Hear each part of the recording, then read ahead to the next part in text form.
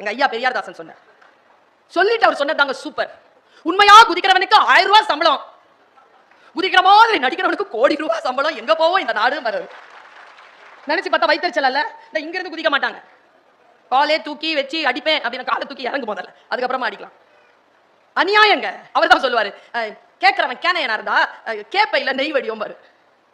இப்ப நினைச்சு பாருங்களேன், ஒரு விஷயம் நம்ம எப்படி மாற்றுகிறது. இப்ப நான் சொல்றேன், எனக்கு கோடி ரூபாய் சம்பளம் கொடுக்கலாமா?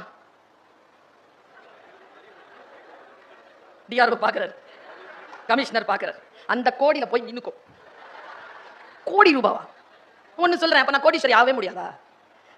பெரிதினும் பெரிது சொல்கிறேன், நான் கோடீஸ்வரி தான். எப்பொழுது பர்வீன் சுல்தானா பேசுகிறேன் என்றால் 1 கோடி காதுகள் எப்பொழுது திறந்து கொள்கின்றனவோ அப்பொழுது நான் கோடீஸ்வரி ஆகிறேன். என் உலகத்திற்கு நான் தலைமை கொள்கிறேன், என் துறைக்கு நான் தலைமை கொள்கிறேன். நீங்கள் எந்த துறையை சார்ந்தவர்களாக இருந்தாலும் தலைமை கொள்ளுங்கள், பார்க்கலாம்.